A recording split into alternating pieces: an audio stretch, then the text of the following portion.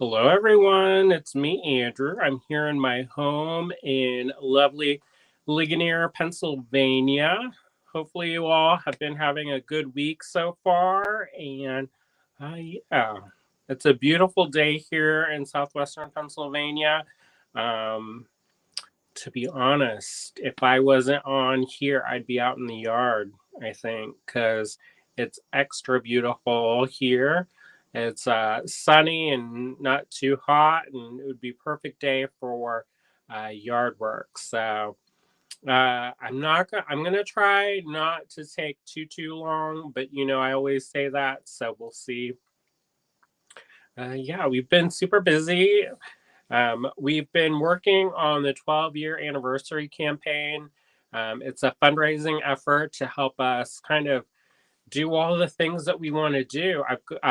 We're working on some plans, some more official plans. This is me learning from being on the board at Touchstone. Usually, we kind of just sort of, I don't want to say we fly by the seat of our pants, but we do kind of embrace the happenstance of life. Doesn't that sound more polished than fly by the seat of the pants? I don't know. Um, but since I've been working with Touchstone, I've been watching how they kind of manage how they do things.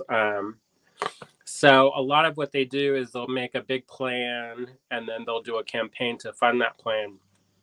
And we sort of do the same thing, but in a much more loose way. So this is us trying to be a little bit more thoughtful about how we approach funding some of our projects. We've got a lot of things that we're working on. Whenever I go on live, I always have to sneeze. I don't know what that's about. Isn't that weird? Maybe it's like a psychosomatic thing where I'm like, oh, go on live on the internet. It's time to sneeze. Um, but I've had the windows open and then it's been cool here. So last night I got all of the cats in the bed. Um, it lasted for probably about 15 minutes. Um, Gertie, she's such a sweetheart, but she's a wiggle worm. I think if it was just Idabelle and Tallulah, they would have slept and not moved around too much. But then Gertie keeps trying to get them to play, and then they start playing, and then, you can't really go to sleep. I see a couple people are watching. Marianne's watching. Hi, Marianne. Michelle's watching. Norma's watching. William says, I like happenstance of life. Yeah, it sounds like fancy, like it sounds very professional. Um, so that's nice. He says, I mean, I like the wording. The action can be crazy. Yeah, I feel like a lot of times it puts a lot of pressure on us because we kind of have to do what we can do instead of being more thoughtful about how we lay out our plans. So we're working harder on that, and I think we're making progress. We got a whiteboard and have been using the whiteboard and have been instituting weekly meetings, which is super helpful. Um, Teresa says Andrea Bieber in her bead chat group listed bead stores that members could buy from. So I added your shop and website info to the list. Oh, thank you. Yeah, that's super important to get the word out. So we appreciate it whenever people share the message of Allegory Gallery. I remember when Andrea was just starting out. Isn't that wild? And now she has like 11 billion followers on TikTok and on Instagram. It's it's so weird because we've been in this business for a while now, And so it's interesting to see like who comes up, and when and what they're doing. Um, it's I don't know. I think it's so fun to be able to look back and see all of these different makers and think of their journeys. Some of them I miss because there are a lot of people are making jewelry who were kind of coming up when I was coming up.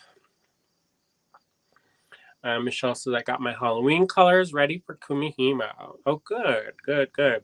Yeah, so I'll get into that in a second. Cheryl says, Hi, Andrew. Busy evening, but I'll be rewatching this tonight to play with braiding. And bless you. Thank you. Yeah, my allergies are a little bit wild today. But like I said, we had the windows open. And it's one of those transitional times. I feel like I get crazy allergies anyway. I'm probably allergic to the cats, but I'd rather take drugs than not have the cats. Um, and by drugs, I mean loratadine, and various other things, like Allegra or whatever. Um, and so even in the middle of summer, my three cats sleep with me. That's good. Um, Yeah, so we're slowly introducing them to the house. They're kind of sequestered off. So last night, Barnaby actually sprung them out of their room. He opened the door, and I was cooking dinner, and I saw a little black shape dancing around over by the sink. I was like, "You're not supposed to be down here." Um, and so they played around and stuff. It's a little bit crazy because they're not used to the house yet. So it's like they're extra manic when they come down. So they were like running, running, running, running, running. And the thing is that like we're not really set up for that yet. I mean, we've had a couple months to do it, but we've been so busy with everything else. So there's all this like precariously balanced artwork and art supplies everywhere. And I don't want them to get crushed by all that. So they had a good play. And little Miss Tallulah, her paws get so hot and sweaty when she's playing so hard. Um, and they were all panting. And but last night, since it was cooler, I started to try to introduce them to sleeping in the bed. Because when Paolo and Babette were babies, they used to sleep in the bed. Paolo, he used to tuck himself in. He was like, "It's time for bed," and he'd go under the covers and he'd put his head on the pillow. It was super cute. And then Barnaby and Gilbert, they sleep in the bed sometimes, most of the time, but they sleep mostly by the feet. I don't know what that's about. I think maybe it's because Paolo and Babette, when Gilbert and Barnaby were kittens, Paolo and Babette slept by our faces, and the kittens, which they're now full grown, Gilbert and Barnaby, they slept by the feet. And so I wonder if they're gonna stay there or if they're gonna move up. I don't know. We'll see. Um, Anita's watching. Hi, Anita. Harry's watching. Hi, Harry. I saw all the things that you got out of the kiln. That was pretty. Looks like you had a really successful yield, which is always exciting. Amanda's watching. Hi, Amanda. Um, Harry says, I had a raccoon join the outdoor cats for breakfast. Quite a surprise. I posted a photo and video on Facebook. Wow. That's good that they didn't get into a fight because sometimes they'll get, they'll start to tussle, and then that's not always awesome. Anyway, so yeah, we've been super busy. We've been gearing up uh, for the tool buyout, and it's been, I don't know, it's been kind of a challenge because we've been trying to do so many different things that we haven't really been able to focus super hard on that. It's a challenge because we also have to keep, the business running at the same time. So we haven't had a chance to spend like too much time like super dedicated to keeping that up and running. Uh, but um, we're gonna kind of make more of a concentrated effort because I'm leaving in less than 10 days to go down to Aeromont. So I have this much time, and I have to get that the money for Andrea before, and also for the trip down to Aeromont because that's gonna be a big expense. I did win a scholarship, so I'm very thankful for that. But and it helps dramatically because otherwise I definitely wouldn't be able to do it. But at the same time, there's this is our busy time. Summertime is usually busy with like people, but I feel like the fall is like it's kind of like an agrarian cycle where the fall is the harvest time, and we have to like really work as hard as possible because well, the winter is generally our lean time, and so we have to like squirrel away all of our nuts and get ready for winter. So I always feel like that, like the fall, we're gonna go like pick apples and sip cider and play with pumpkins and stuff. But generally, we're just working like crazy so that in the winter time we don't cr- weep with the hunger times. Um, but anyway, so we're getting there.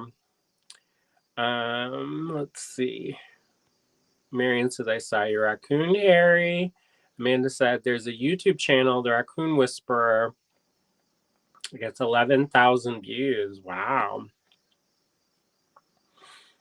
Anissa says, hey all, a Kumihimo tutorial. Oh, good.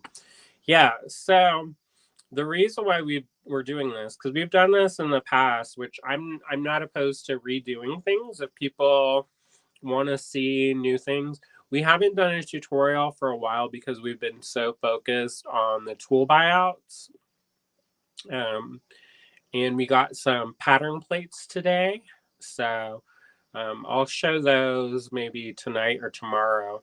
But yeah, so anyways, we've been so focused on that we haven't done a tutorial for a while. And it was kind of nice for me because I was doing a tutorial every day. And while I don't mind it and I enjoy it, it's getting a little wee bit overwhelming after a while. So it's good. It was good to kind of take a break and focus on some of the fundraising stuff. And also I've been cleaning and organizing my studio while I've been doing these. So that's been good to kind of clean up and organize and get things kind of situated.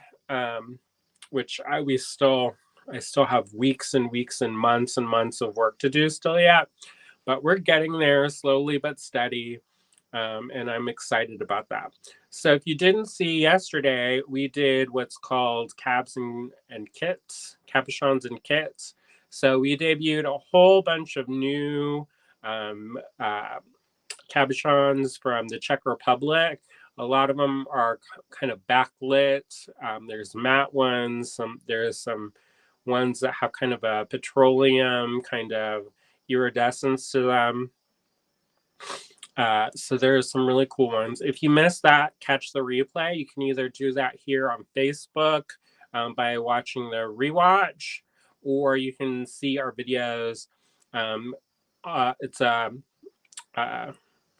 it's a category called past lives. Maybe it's called past lives. That sounds very like new agey. But anyway, so um, that's over on YouTube, and you can catch up on that if you missed that. So so that was fun. We also had some kits that we hadn't had a chance to disassemble yet. We had some people say that they had wanted some kits or they didn't see kits. We were doing our 12-year anniversary party, and we gave out a bunch of kits to folks who were playing along with the trivia. And yeah, so people asked if they could see more kits. And so we listed some last night.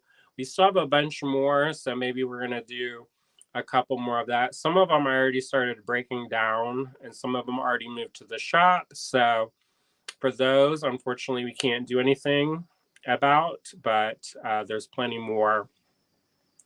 Yeah, so hold on, let me get some real quick.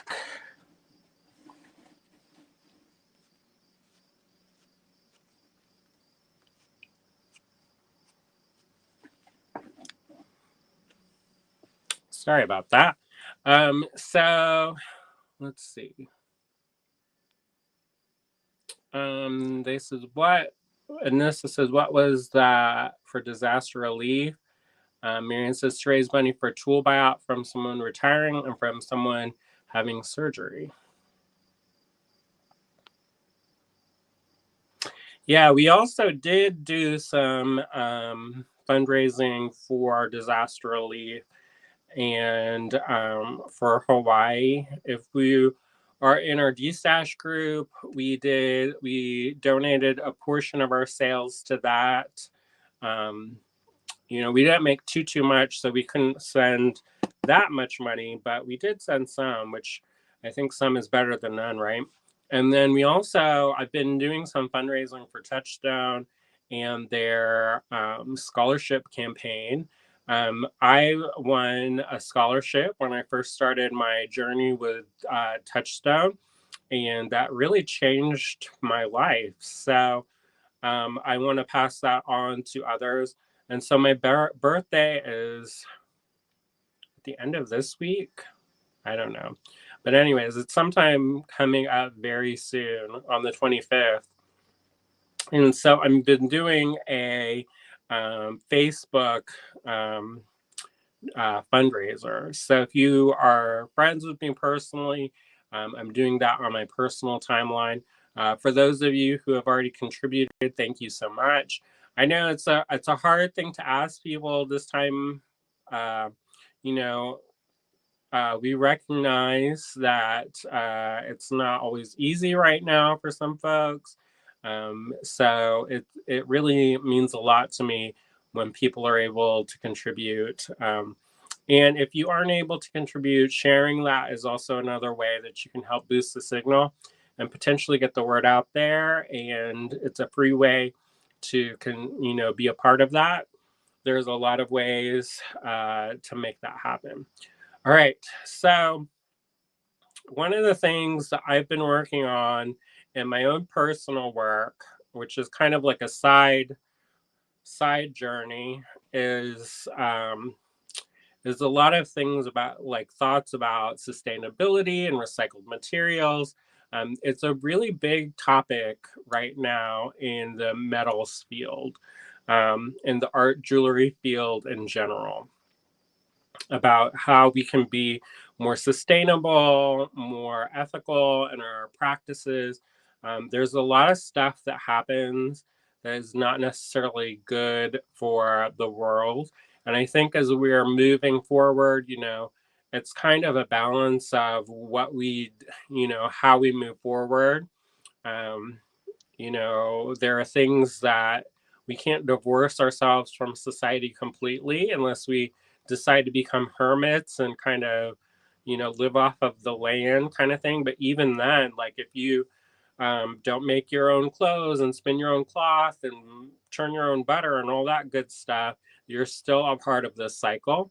So I think it's like a balancing act. And so for me, I've been thinking about ways that I can interpret that in my own work. Um, and so I did a piece called The Red Market, and it's one of my self portrait brooches, and it's a fairly substantial size brooch. and it was all Kumihimo plastic bags that then I then tacked down into the shape of my profile. Um, and yeah, so a part of that is kind of like I have kind of two, three, four, five, 10 different ways of like making things. And if you look at them all collectively, they all make sense. But if you look at them kind of spaced out and individually, sometimes they kind of lose context. But one of the things that I've been trying to do is take ideas that I've been working on with my self portraits and translate them into jewelry that is not necessarily about me and my identity. Of course, anything that I make is going to include that. And, it's like if you are a BIPOC maker and you make something, it's BIPOC work, even if it doesn't necessarily um, reference being BIPOC. So, it's kind of one of those things. And so, one of the things I've been doing is I've been trying to make this idea of these brooches out of the Kumihimo plastic bags. And so, William, I was kind of behind on a deadline. And so, he helped me do some of the Japanese knot braiding, which is what Kumihimo is. And he posted it in his private group, his William Tries group, and a lot of people seemed really very interested in it. So we decided that we would do a tutorial today on doing Kumihimo because people seemed interested and like they wanted to know how to do it. So I thought, hey, why not? Actually, William wanted to do it, and so I was like, okay. And so I showed him how to do it last night. He had done it previously a long time. We were actually at a show in Hawaii, and I went to the bathroom. And when I came back from the bathroom, he had bought all this stuff for the Kumihimo, and he was over there doing the Kumihimo. And I was like, whoa. And, I thought that was pretty funny because I was gone for not very long. And then when I came back, had his full little setup, and we still use that setup. Of course, I've inherited a bunch of these discs. Now, the traditional discs are wood, and they're kind of like on a little mini table. Nowadays, they're made with foam, so they're much lighter and a little bit easier to use, I think. Um, and I will say there's a ton that you can do with Kumihimo. There are people who specialize in Kumihimo, and that's what they do. That's like their main jam. Rebecca from Tucson, Arizona. Um, Oh, beads and adornment. Somebody help me out, y'all. Um, and her last is it Combs. She wrote a book about it and she teaches workshops. She's a Kumihimo expert. That's what she does. That's her main jam. They do Kumihimo with beads. I kind of do it just because I like the result of it. So I don't get too fancy. Marion says design and adorn. Perfect. Anita says, I've done a few bracelets, but very simple. I struggle with doing patterns as I'm not sure how to load the beads. And Norma says, Rebecca Combs. Yeah, so she's a really wonderful resource. If you want to go into more depth with this, there's several really amazing books. There's some wonderful patterns on YouTube, a lot of different things. I'm just going to show you the basic kind of setup. This is the one that I use primarily. And there's a lot that you can do with this. And one of the things I'm going to talk about is depending on what materials you use, it will change the look completely. And I have a vague recollection of doing this video, but I showed all these maybe 40 samples of different Kumihimo braids that were done using different materials. There was leather, there was silk, there was all kinds. in my personal work, I'm using plastic bags, um, and making a yarn from that. Um, so yeah, so there's depending on what you use for materials will change the look of your piece dramatically. So just keep that in mind. You can do basic and still have a really elevated look. You can also then go back and embellish that. And I think I've done a tutorial on just stitching beads onto the Kumihimo braid once you have it finished. And it can look very dramatic, and people don't really know how you did it. Like some people will know because they know, but it looks almost like magic because it's like a studded kind of bumpy thing. It almost feels like a creature to me, but it's a very easy way to incorporate beads into Kumihimo without actually having to do a pattern. So I don't know if there's a way to link that. If William's still watching, I don't know. We've done so many of these videos that I think it might be a little bit of a challenge to find that. But yeah, so we have shown that in the past, and I hope people will take advantage of that because it's a really cool look. I see Michelle says Eslon is one of the best to use beads with. If you're braiding it in, yes. If you are stitching, I think that using Nymo and using that in a color coordinated um, way, it's a good way to disguise the thread because you want that to be it almost becomes invisible once you stitch them on. And it still has a beautiful flexibility to it and a good drape. Um, so, um, Nissa says we're cotton for practice. You can use whatever you want. Um, if you're worried about material costs, there are a bunch of like you can use cut up T-shirts. I mean, you can use anything, and it's a really wonderful way of repurposing materials and using them in a creative way that kind of takes it away from what it originally was. I don't know if that makes sense, but it's like if you do something to a material, it doesn't necessarily look like what it started out. So there's a lot of potential for that. Michelle says you can even use wire. Yeah, you can use almost anything as long as it has somewhat of a flexibility to it.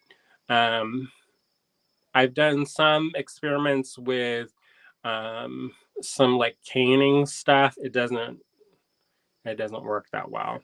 It kind of works, but it's very like weirdly boxy, which could be neat, but there are other things that you can use instead that will produce a better result. All right, Sandra's watching. Hi, Sandra. All right, so let's flip this around and we'll get to it.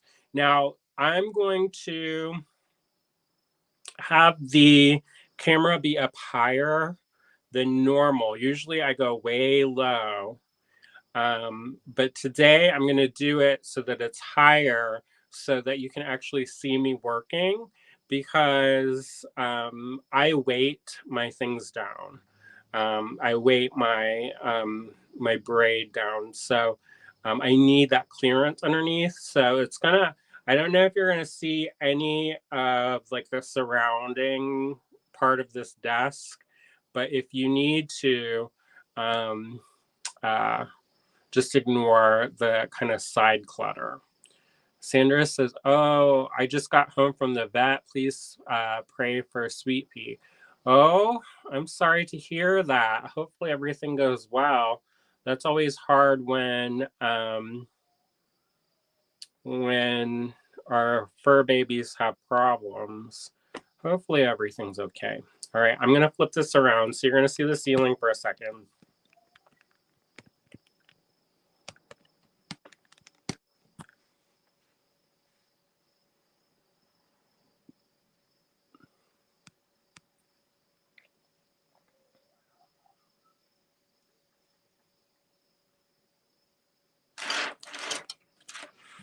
All right, I'm gonna get this kind of situated. All right, so here's the disc. It's a foam disc. If you are interested in this, we don't have these currently listed online, but if you email us at info@Allegory Gallery and you say you want one, I can order them in. But I don't know if we have any in the store, but we used to carry them a lot when we had, when Kumihimo was first coming out, everybody was doing it and it was super popular. Um, so we had a bunch then, but I think we're kind of coming down to the end of our stash of them, but I can always get more. Um, Now, the other thing that I wanted to say about this is that they come in different shapes. So if you want a flat rectangular braid, they do have a rectangular um, uh, wheel. It's not really a wheel then if it's rectangular, but you know what I mean. So they have a rectangular kind of loom structure. But for today, we're going to use this round one. It's a very like um, basic kind of one that you'll start with. So I've got a couple different options for you all, and you can help decide which one we're going to do. I have this really beautiful hand dyed silk cord. These are, I've got two different colorways. This will be A and this will be B. And so you all can help me pick. Um, so this is A and this is B. All right. And so this is all hand dyed.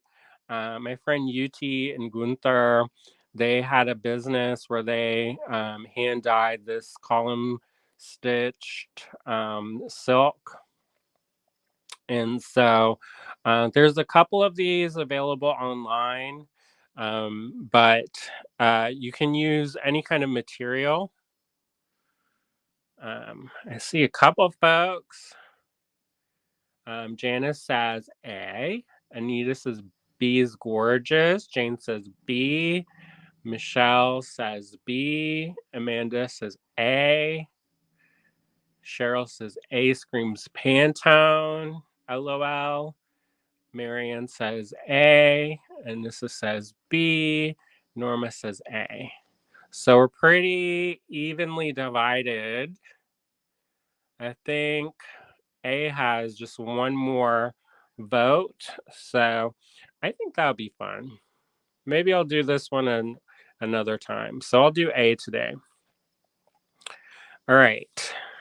Um, so one of the things that I'm going to do is I'm going to find the ends of these chords and I'm going to match them up. All right.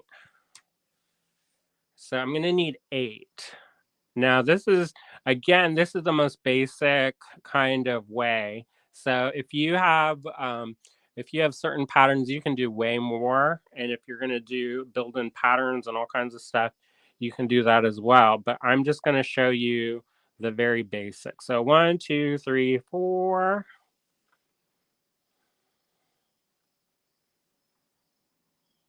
5, 6, 7, and 8. I have one extra. All right. So we've got this going on. I've got them all kind of lumped together like this. And now what I'm going to do is I'm going to pull this kind of together and then I'm going to make a knot. Now you're going to see me start up over here. This is about 4 or 5 inches up. And you're going to be like, why is he starting so far away? And the reason why is that when I'm doing this overhand knot, um, I want to be able to make that loop big enough so that I'm not struggling. And then I'm just going to gently, gently, gently pull this down until you get to the end right here. All right. And it doesn't have to be perfect knot. This is just to keep everything together and from coming apart. Vanessa says, I have those ribbons. I got several of those when you had them on sale. Oh, good, good. Yeah, I love them. They're all hand dyed, so it's a really wonderful, there's a beautiful variation in them, and they're all beautiful, I think.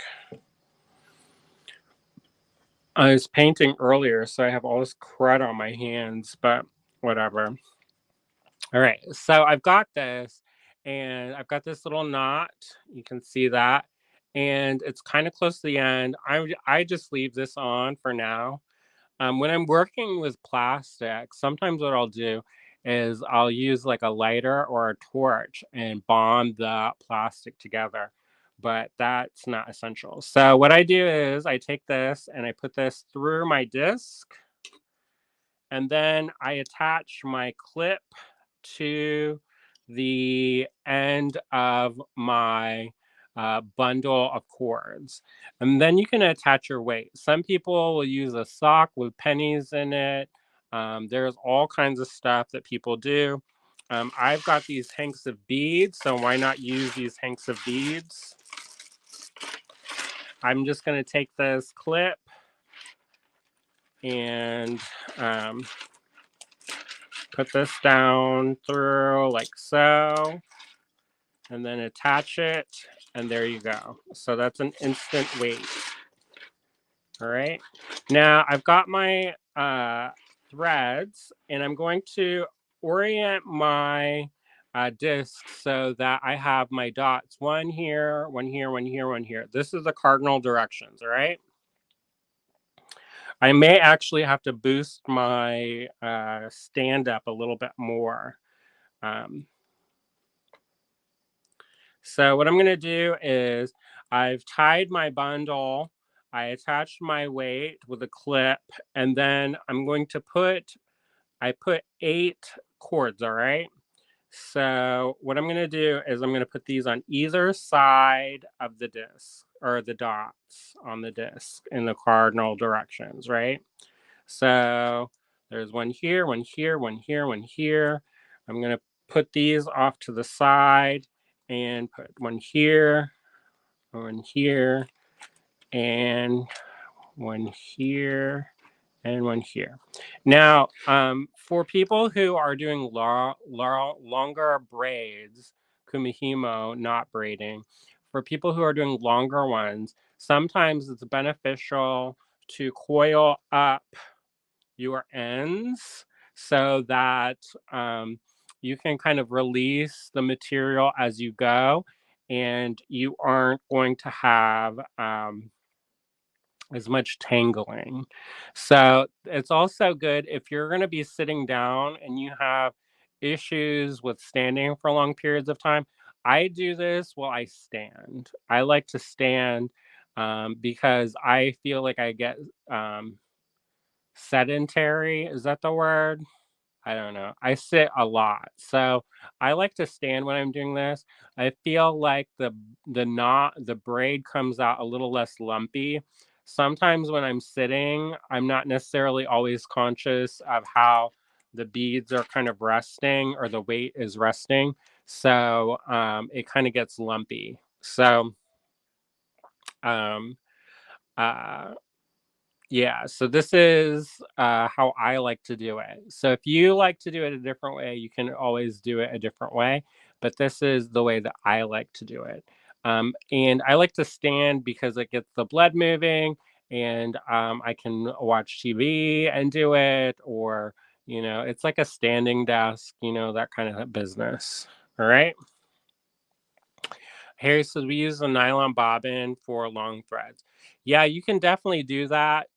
It does make it easier if you are working with longer fibers. For me, I don't necessarily need it, generally speaking. And it takes longer to set up. So that's probably the number one reason why I don't use them, is because it just takes longer. And as long as you kind of untangle as you go and you're mindful of your strand ends, then you don't really have to. But for more complicated designs, when you're using more than 8, it does definitely help.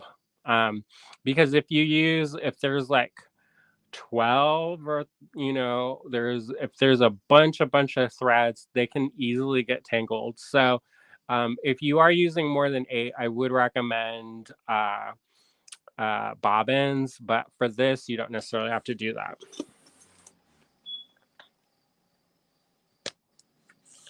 All right, I'm gonna raise this up.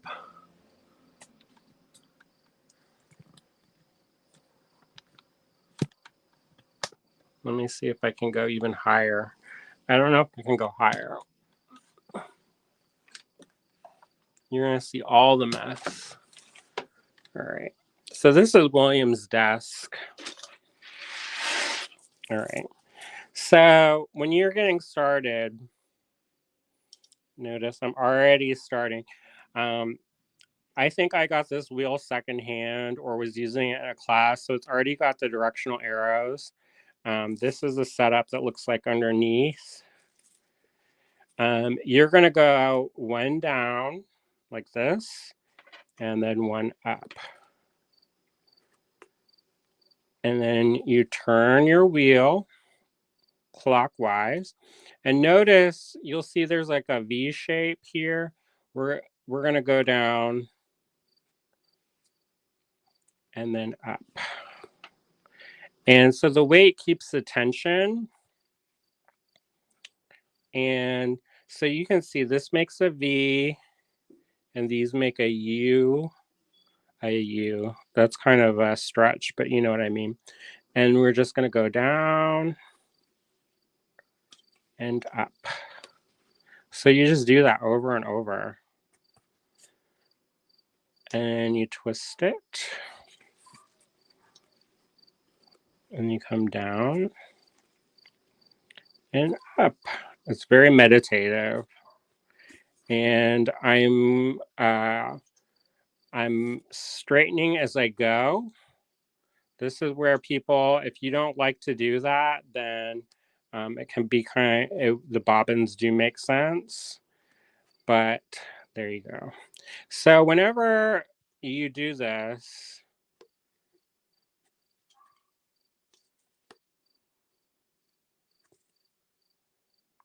Marion says, is your bead creature almost done? Almost.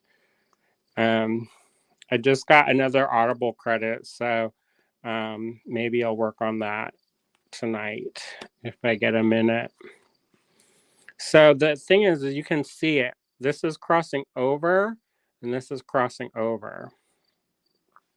So if you get confused, you know that your V shape is going to be in the top, in the north-south orientation. Your U shapes, which have a slightly less pointed, see the U shape? It's a less pointed part, are going to be to your west and east. Now, if you have to go to the bathroom or walk away, sometimes what I'll do is I'll put one down and then leave one up, and then that will automatically, I'll know that when I start, I have to take this one and put this up on this side. All right. Janice says, very relaxing, or I find this very relaxing. Yeah, it's very meditative, and I don't really have to think about it, honestly. I just keep, it's one of those things where I don't even think about it really. I just do it. So you just keep spinning your disc, and you're putting it to the left side at the top, and you're always putting it on the left side of the strand that you're doing. So, well, for the basics. Now, if you're going to do a pattern or something like that, you can, there's different ways of doing it. That's where the numbers come in handy, especially for patterns. But we're just doing the basic. And this is so easy, y'all. So easy. And like I said, if you are interested in getting a disc from us, then we can order one in, or I think William can put an affiliate link. Um, and if you want it faster, because it takes us a minute to get stuff in. But we do have plenty of these silk ribbons in all different colors. Um, and I think we have them at the shop. I know we have some on my dining room table. So maybe those will migrate down to the shop. And you just keep going. And it does take a minute to get any kind of noticeable progress. I should say that because it's not necessary. I'm going pretty quick, but it's not, you're gonna, it's gonna take a minute to see that progress. And I always love to see how these turn out when you're mixing colors like this. So I don't know. There you go. All right. So are you all working on any projects? Let me know in the comments if you're working on anything. This is the time when we kind of just chat. Because this is just over and over.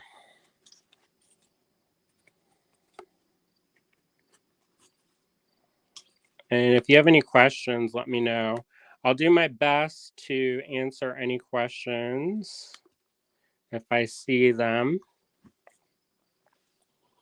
I'll move my chair out of the way so that I'm not kind of when I stand with my feet shoulder width apart, and I try not to lock my knees. I didn't know this, but if you lock your knees, you can actually pass out. Um, so it's not good for your knees anyway. Anissa said, I found beads and hanging them up.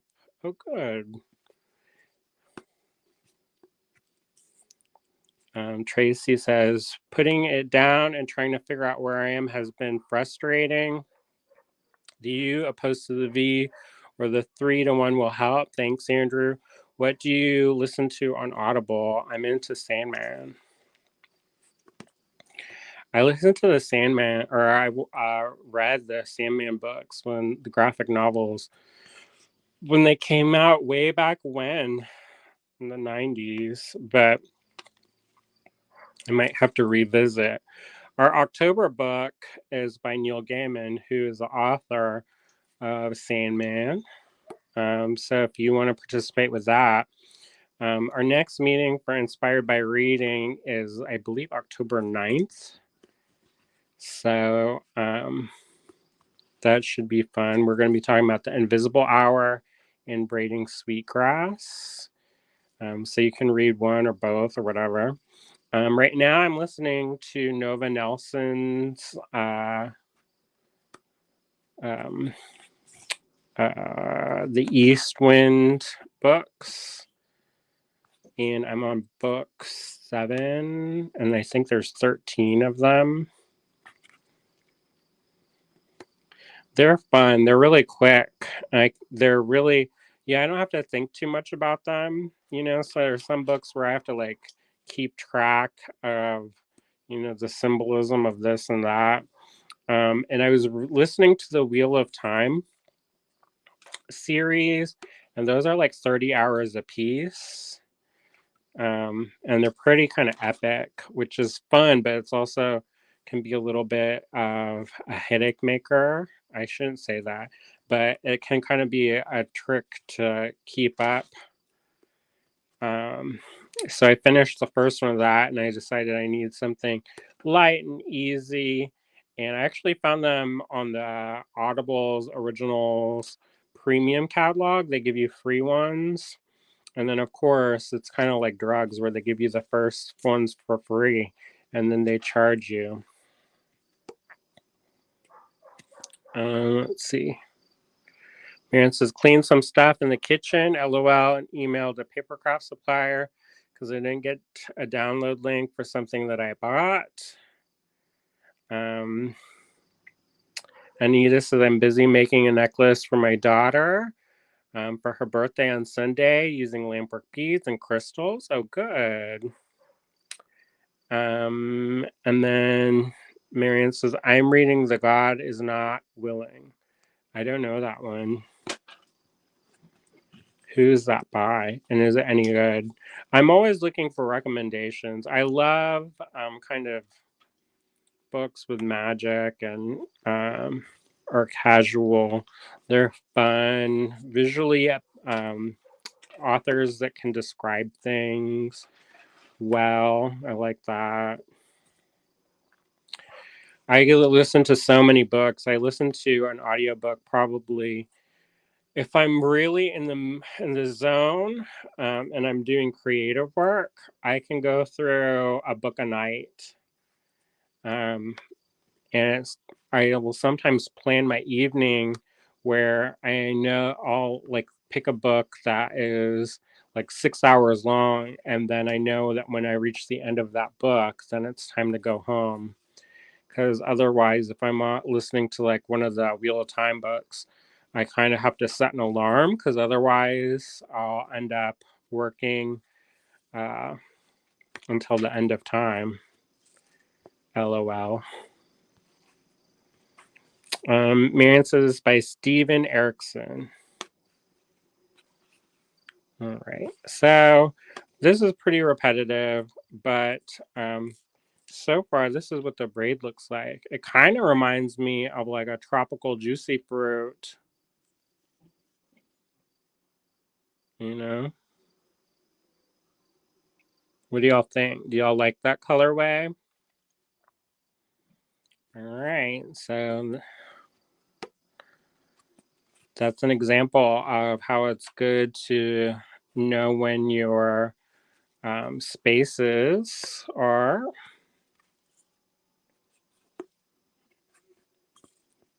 All right. So all you do is just keep going. At this point, you can stop when you. What I like to do with this is that I will Kumihimo the whole thing because I don't like to waste. And I will, if I need a shorter length, then I can cut that off later and use a little bit of glue. So what I do when it's time to take off the braid, I'll sometimes, if I'm using a fabric, I will massage some fabric glue into the end before I cut it and let it dry completely.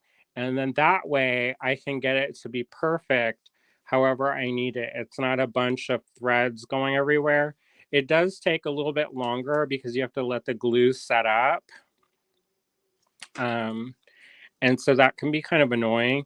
If I'm using with my own personal work with the plastic bags, then I use a torch and I use that torch to melt the ends together. And then I take some pliers and I smash the melted plastic together. If you are going to do that, make sure that you do that outside or in an area with good ventilation because you are melting plastic and it's never a good idea to do that without proper ventilation. So just keep that in mind. But when you finish that off, there's a lot of different options that you can do. So you can either run a wire into your braid if you've properly finished off your end. And you can fish that wire through like a bead cone to kind of hide that glued end, which I do all the time. I'll wrap that. I'll make a U shape with a wire and fish that through the end of my braid and then use one end to wrap around. And then I would show you, but I don't actually have anything finished that on hand to show you that part. But you can use different bead cones to hide your ends. And that's a good thing to do. And then you can also have a nice point of connection that's nice and smooth, and you can attach a clasp to it. Um, you can also, if you have one of the flatter ends, you can flatten it down and put a ribbon end on it, which is basically like a clamp. I run a little bead of Loctite when I do that, and that helps keep um, the um, the none of the ends from fraying or coming apart. One of the reasons why I use fabric glue instead of the Loctite for kind of massaging in the ends is that the fabric glue is generally a little bit more flexible. I feel like if you use Loctite or super glue in the ends, it kind of makes the end crunchy. um, so I do like to use Loctite. It's one of my favorites because it's a gel super glue. It doesn't run all over your fingers. It doesn't run all over your project. It's a super sturdy and hard glue. When it cures, it's really nice. It cures really quick also. I saw somebody using epoxy, a two-part epoxy. And if you use the 5-minute one, it's not so bad. But if you use the 8-hour one, you're asking to make a mess. In my mind, you're just asking to make a mess. Um, so, you know, it just depends on what you like to do. I do like to use the fabric glue because it helps keep all of the ends from fraying and from coming apart. And sometimes people will just kind of try to hide their knot, this kind of knot underneath here, under their bead cap. But what I found is that that's sometimes too bulky. And so you'll have this ginormous bead cone, and your cord is small and your cone is like massive, and it kind of looks funny. So I kind of I'll put that in that fabric glue in the very end of the cord and then let it dry completely and then trim it, and then you can get it really kind of precise and it will match more of a streamline. Anita says, sorry, I have to go. We are about to have no power for the next 6 hours. Oh boy, take care. Um, I can't imagine that, having to do that. All right, so I talked about doing this, and we're just going to do this until I run out of cord, which is going to be several hours later. So I'm going to spare you from that. So I'm going to put this down so I know where to pick up. And then you can see how far we've come. I think that's really pretty. I like the weight. With the plastic bags, you still have to stretch your cord out. Um, but I think that's really pretty. And we've made some progress. Maybe that's like 3 inches or so. So, yeah. All right. So, um, with that, I'm going to zoom down.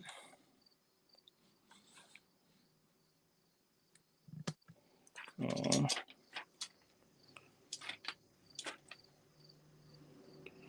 And I'll just let y'all go. So thanks so much for hanging out with us today. I hope you enjoyed that little quick tutorial on doing basic Kumihimo. It's kind of the rough and ready version of that. There are some more polished ways that you can do this. This is just how I do it. And it seems to work out for me. Um, if y'all want, I can show other samples later. They're all at the cottage. I don't know if they're filming tonight. I think Jen and William are filming tonight at the cottage.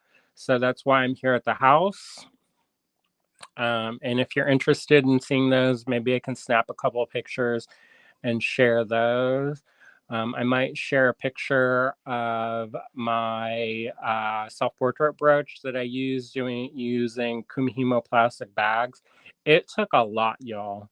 It was like a ton. I actually had the ribbon or the plastic bags um, I put on the door and I ran them all the way to the other side of the room. So it was quite a lot that was needed to do that project.